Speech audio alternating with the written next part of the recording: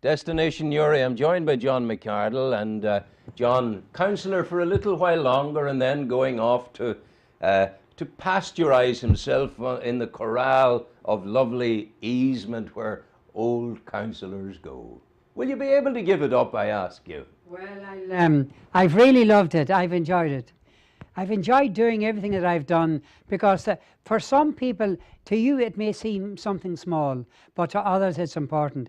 And if you can in any way help people to solve that problem, to improve their lot, it's worth every moment. John, that's as good as it gets if you can help someone as you pass on your way. Yes, I love that. Your living will not be in vain. That's it, and that's a lovely line from one of those famous Irish ballads, Irish songs. Yeah. If you can help someone, absolutely. and it's a privilege. It's a humbling thing. It's a privilege. Surely. But it's not easy to do what you've done, John, for many years now. I should be there till the 31st of March 2015, and that would be 14 years. 14 years is a big commitment. It has just gone like that. Yeah. And then it's time to move on. You've got to pass the baton on to someone coming behind you. Yeah. And I've now the new council will be exciting, and it'll be a big challenge. John, but listen to me. I have an idea to save you £100,000 up there. Right. Do you know you need extra seats? Yes. Now here's my idea. Right. Think of it this way, that you have the existing horseshoe around the table. That's right. Now, take that, just bring that in by 3 feet on that side, 3 feet on that side, and then outside of it, take a large bench going round the whole way, but they're benches like you're sitting on there. Yes. With individual computer locations. Yes. And you have those benches going around the whole way, so you've got this tier here, and then just a wee bit low, you have the council here. So you have an easy answer to it. Rather than spend 100,000, you're not for spending 100,000. Well, they talked about over 300,000, and then I was quoted in the paper that they talked about 700,000. But I think really it's in around 300,000. But you're not going to spend that, are we? But we must make provision for 41 people. I know, but I'm telling you a better way of doing it. Well, I would suggest then that you contact Thomas McArdle, the chief clerk, and the architect. Absolutely. And they'd be delighted. I'll ring him after this programme. Yeah. Well, I'm delighted that you do that, and I'm looking forward to you telling me, and I'm looking forward to Thomas McArdle telling me, yes, we've got an idea that would save an awful lot of ratepayers' money. 12 months, that's all, and we're spending maybe up to 300,000, we think. But you see, the big battle, the big challenge, where will the headquarters of the new council be? My own view is, see, the whole idea of the review of public administration was efficiency, but I do not believe we're going to get efficiency. No. Look what Down has done already in Downpatrick. They've spent a fortune. That's right, they've spent millions. You know, the preemptive strike, we're getting in there. Look what we have got. We have this beautiful place, someone's going to have to fill it. But not forgetting the minister at the time told various local authorities they were not to spend, they were not to anticipate, but some of them went ahead and done it. Some of them spent 11, 8 and 7 million pounds on new buildings. 11 was Down, I believe. Yeah, was at Antrim. I thought, what did Down spend? Down spent 7 or 8.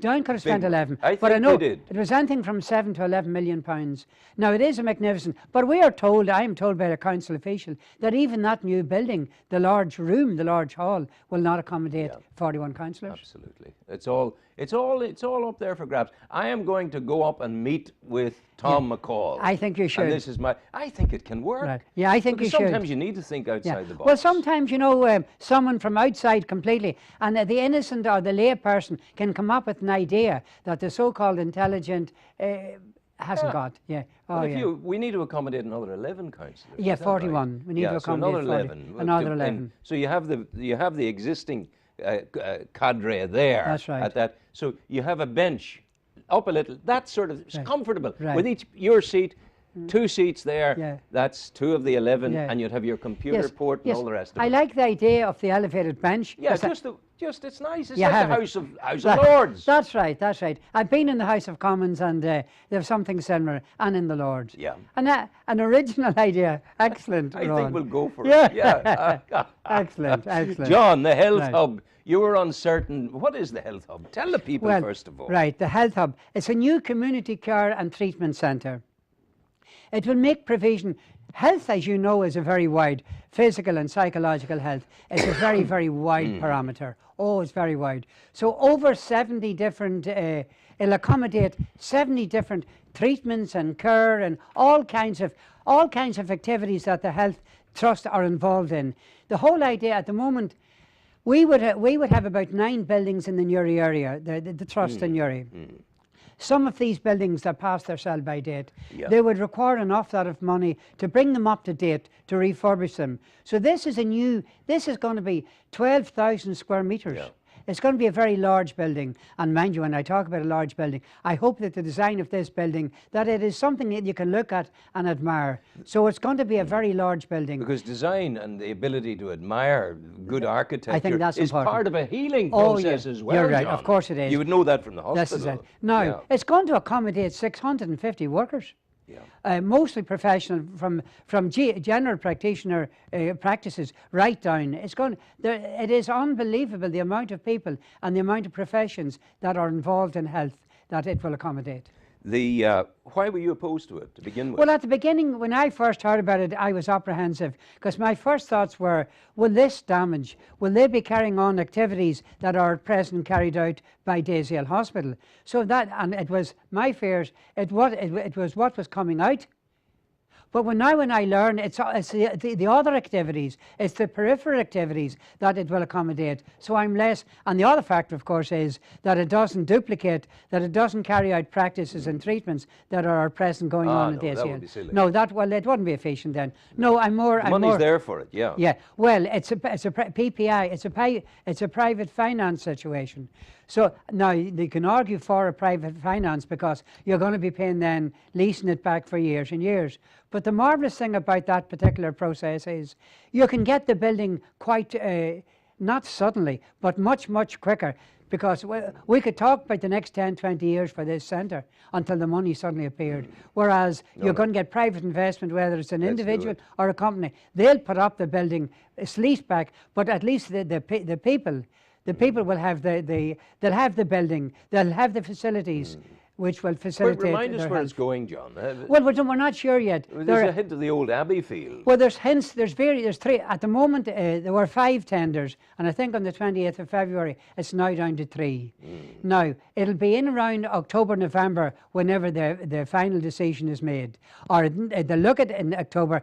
I think it's early 2015 when the decision is made, and it should be up and running by early 2017. It sounds absolutely exciting. Oh, it's a fantastic building, and we're going to get the most up to date. I mean, you will have X-rays there, you'll have all kinds of treatments, and you'll have mind procedures and all there. What are mind procedures, John? Well, I mean, you could have, just not taking out if someone gets a split there, someone gets a bad injury, and they've got stitches or whatever it is. But you'll also get other procedures there. Well, as I said, health is so fast. Yeah, would we be talking here about psychiatric services? You're going to have mental health services there too. Yeah, I mean, there's procedures now which would be carried out in level 6, I presume, in Daisy Hill there, which would be carried out there. I mean, you could have maybe internal examinations, where you get the camera down. Oh, yeah. Yeah, so you're going to have that kind of thing. And you're going to have many, many different activities, treatments, facilities. You're going to have mental health. You're going to have clinical rooms there, whereas at the moment, some of the clinics, and that would help relieve Daisy Hill Hospital. If you, from when you go in 2015, and you're observing all of these things develop, John, and you look at it and you say, well, it's not just the way I thought, it's not just good there, that's a wee bit wrong there, that could be better there. How are you going to keep your mouth shut? Well, this is it. Yeah. Well, as I said, I've worked most of my life in health, and I've a reasonable good idea in politics. But I've no doubt that the initial planning is vitally important. I will be in contact, our council will be in contact, and the health professionals, the GPs and that. I think they'll all have an input. That's vitally important. It's vitally important that the GPs and all the other health professionals, that their input is looked at.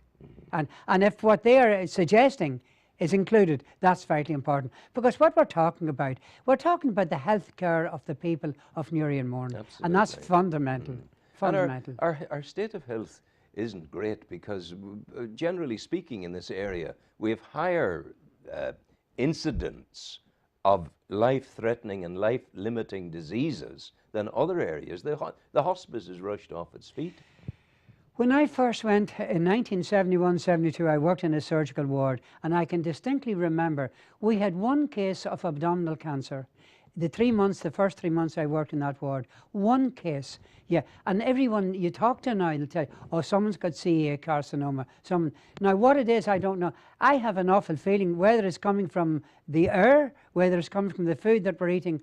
No one doesn't seem to really know, but it's certainly it's on an increase. It's on a vast increase. There was a United Nations report out over the weekend about climate change, about warming of the planet. And they're saying we're already in trouble, and we've got to manage the trouble we're in. So if we're doing that to our planet, what are we doing to ourselves? That's right. That's right. There's no doubt about it. The environment is fundamental. It's fundamental to our lives and to the lives of future generations. There's no doubt about that. And if we don't pay the price now, it's going to become twice, 3 times, 10 times more in 30 or 50 years. That's exactly what they're saying in this report. Yes, I listened to the UN. I listened this morning. Sort it out now. Deal with it now. Or try to deal with it. There again, it might be so vast, we might have done the damage. That could be irreparable. They're now saying we have done the damage, that we're in an era of having to manage the damage we have done. Yeah. You know? Yes, I believe that is the case. And it's appalling. Daisy Hill, we spoke about, your much beloved Daisy Hill, you of the midwife, the matron Durkin's era. That's right. Matron Grant and but they were wonderful people. Oh yeah, Matron Grant was a wonderful woman. She was firm and fair. She had a reputation for fairness, and that's vitally important in the day and age we live in. She would have listened, as people before her, they listened to both sides of the story, and that's vital. What would those great matrons have done if up there in A&E, people came in and started to assault the doctors and the nurses and other patients?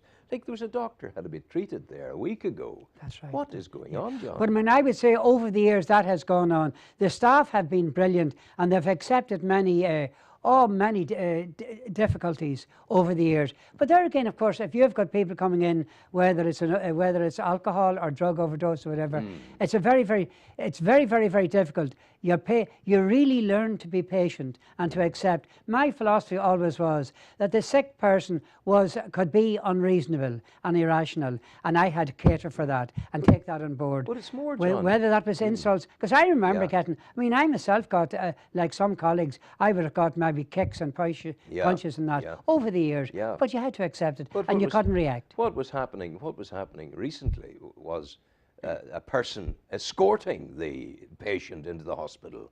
That was the person who carried out the assault on the doctor, My goodness. not the patient herself. Well, there again, when you've got some people, whether they're in an accident or whether they're very, very, very ill, as I say, their patience can be very low. And sometimes their relatives, sometimes it's not, the difficulty sometimes can be dealing with the relatives. You know, I mean, we live in an age of instant coffee. People want things done, and they want it done instantly. And if you're waiting for an hour or a few hours, and you're waiting and waiting and waiting, well, sometimes if you're not well, if you're emotionally upset, then you react. You would have something to complain about if you were like the folk down in the Royal A&E. 25 hours allegedly. And a case I heard a case recently, 29 hours. On the trolley. On the trolley. You see, this is important that we don't make the same mistake that the Royal. I believe the people who got it wrong in the Royal are the planners. Far, far too much. It's overwhelmed, it's overburdened. Far too much has been concentrated in the Royal. And we hopefully hope that this won't happen in Craigavon, because my view at the moment on a broad front, Craigavon and Daisy Hill are interdependent. One is dependent on the other. When Daisy Hill have no beds, Craigavon, and vice versa. So they're interdependent, and it's vitally important that we don't strip Daisy Hill. In actual fact, I believe there's room in Daisy Hill for expansion. For instance, at the moment, there's a consultation paper going out on the stroke situation. Now, we were told 2 years ago Daisy Hill had probably the best stroke unit, not just in Ireland, but in Britain, right across Britain. So there is a move, perhaps, to put a new stroke unit, whether it's concentrated in Craigavon or Daisy Hill. I believe it should be Daisy Hill. The consultation paper should have gone out. It's now gone out in June, and that's vitally important that we get our priorities right, that we get our act together regarding that, because I believe we have an excellent facility there. If we were living in Wolverhampton, it would be nothing. How far is it from here to Craigavon? It's about 20 miles. 20 miles. Yeah. If we were in Wolverhampton living, or in Liverpool, or in Manchester, it would be nothing to travel 20 miles to your hospital. So in a sense, we're spoiled. We're completely spoiled. But in another sense, in the midst of that spoiling, knowing that in stroke, time is of the essence. Vital. We're desperately trying to hold on to the 5 minutes up the road. This is it. You see, a stroke, you can get a stroke. A stroke can be described 3 different types of a stroke. You can get a stroke with a clot. Now, in this day and age, we've got a marvellous drug that the moment the person takes a stroke, get them into hospital straight away, get them scanned. The scan will reveal the type of stroke. And if it's a clot, they can get an injection. Now, not in all cases, but in most cases, this injection will scatter the clot. And in 2 or 3 days, but you're nearly back to normal. But if it's a stroke as a bleed in the brain kind of thing, we'll know that particular injection wasn't thing. Yeah. So we see the advert and we see the clip on television at night, you know, FRC, face, arms, etc. You know. So it's vitally important that you get them to the nearest hospital, you get them scanned, because the scan will determine the type of treatment which the patient receives and has got to receive as quick as possible. John, when you go, you'll be on boards and things like that. Sure. I don't know. Well, I've never been. Well, you can't hang up your no, I can't. voice, You know, your I pen can't. and your Yeah. enthusiasm. Well, I mean, if I were invited onto something, until the day God takes me and I've got my health, I will be involved, and I will be concerned not just for me, our children and our grandchildren. We've got to look to the future, and you've got to think of the very broad picture. And I'm terribly involved in that. You're also doing no harm to the Dominicans at the moment. Yeah, well, I have a great love for the Dominicans. They're great. Oh, they're unbelievable. The present prior, Father Joseph Ralph, there's 2 words to describe him. He's Christ-like. Oh, he is that. He's Christ-like. Wonderful. But they're all marvellous people over there. You couldn't help but love them people over there. And to be fair to our Hill Street people and all of the priests and the various ministers, in this day and age, cynical age, they're all trying their best for the betterment of all of our people. Oh, yeah. We've got the bad ones we didn't have it at any I know. We were very lucky. In this area, we were very lucky. Very lucky. But then this is the human factor. I mean, the Catholic Church is a church of saints and sinners.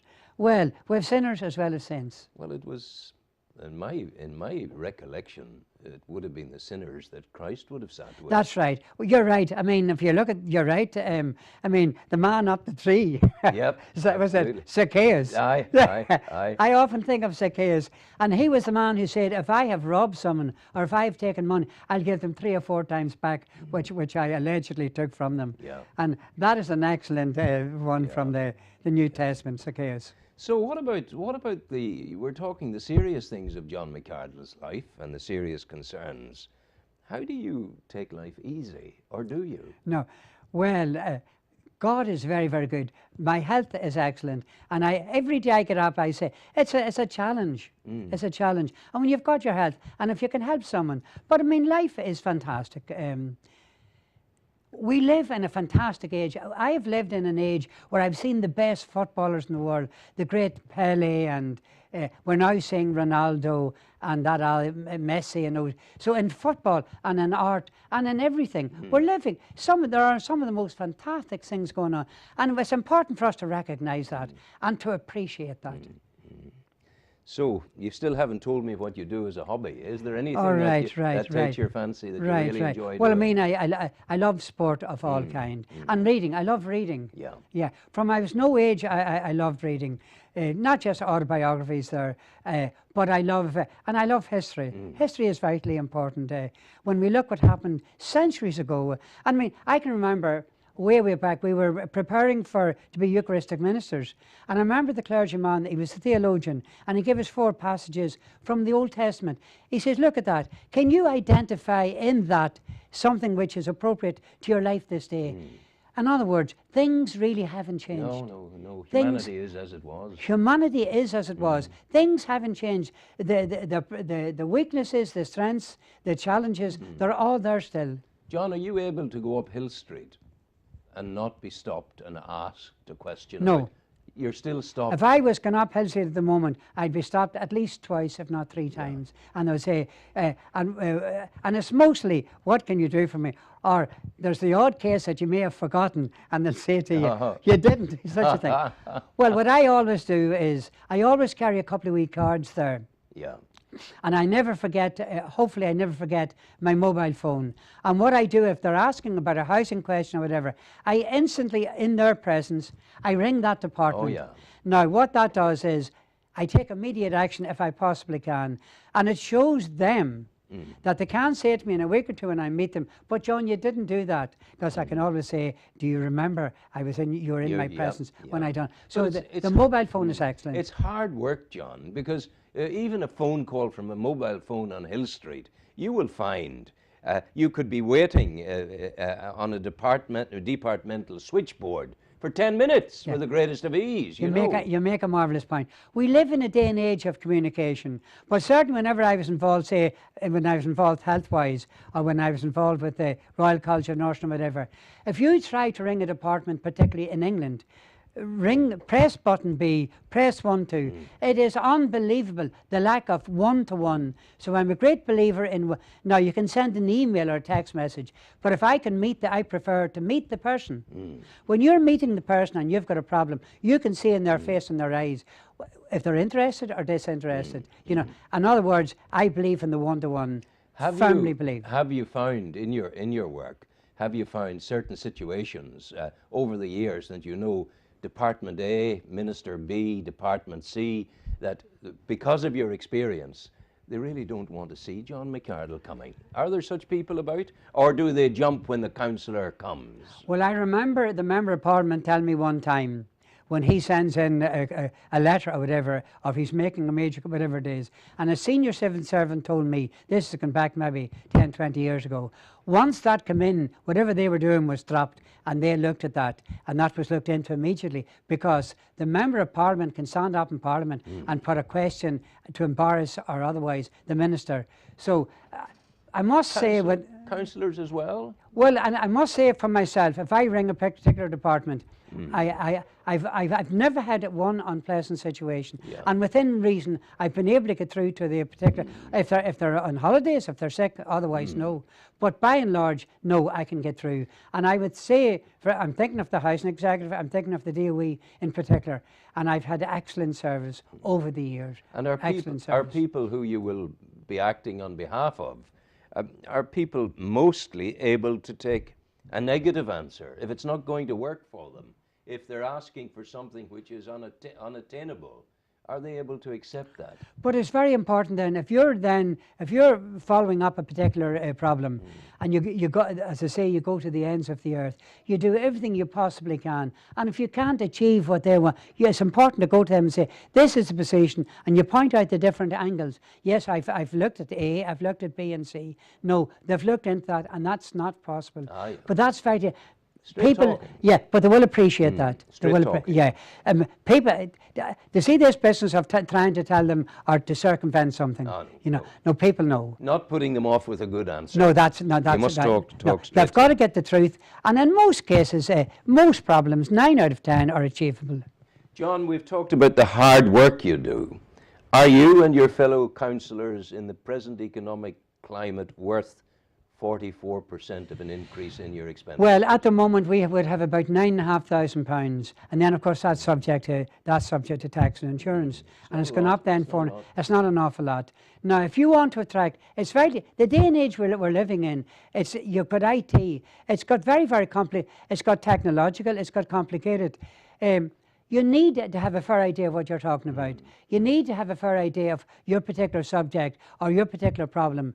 So we want to try and attract people capable, because you need a fair amount of intellect, I believe, in this day and age. That if you want to make representation for a client, for a customer, for a resident or whatever, Well, you need to be well armed, intellectual and otherwise, that when you go to present the problem, that you're capable of recognizing it, putting it forward, arguing it on behalf of the resident. It's not a 44% annual increase. It's a 44% that's recognizing the low level, the 9,000 That's right. that has existed up until now. Yeah. Well, see, the other factor is, I mean, in the past, I mean, in this day and age, 9,500 subjective stoppages, it's not an awful lot. No. Now, not forgetting that your counsellor, a counsellor is virtually a counsellor 24 hours a day. Yeah. I mean, I can remember that 2 or 3 years ago, that Boxing Day, St. Stephen's Day. I can remember at 8 o'clock in the morning, along with other counsellors, we were in the housing executive at 8 o'clock in the morning for 2 hours. 40 houses were seriously damaged by burst pipes and that. Yes. I spent with my son in the afternoon. We spent 2 hours in Cowan Street. When people are out enjoying themselves, we were up there. There was water gushing down the front of a building, and they couldn't get the stopcock, find it for 4 days, and they were destroyed. So you're there making representation. I mean, here was I coming from a very comfortable home, visiting people whose homes, flats, and were destroyed, really destroyed. And it was important that you were there, that you were standing beside them. And to be fair to the housing executive, 40 people on that day were rehoused by the housing. Jim Bagnall, the then manager, Jim was excellent. And Jan Sweeney's there now, another fine gentleman, you know. So those people, whenever the need was greatest, they were there. John, before we let you go, because I know you have an ongoing interest in road safety and people have been safe in the dreadful accident overnight. That's right. In the early hours of yesterday morning. A 22-year-old and a 28-year-old. Yeah, I saw that and it's God love them and their families. I mean, people will tell you, I know how you feel. I remember an old sister telling me one time, you can't say to someone who has just died suddenly or to their loved ones, I know how you feel, because you don't know how they feel. You can have compassion for them and empathy, but you don't know how they're feeling at that particular time. It is an awful situation to hear that your mother or father or brother or sister who you had been with a few hours before are now dead, now gone. It's just, you don't know how people feel. John, go well, and good luck with the Health Hub, and good luck with the future, and good luck with keeping the plight of people in focus, because that's what you do. And that's what it's all about. That's the great challenge. That's the great joy, you know, that people, I must say humbly, people recently have stopped me on Hill Street.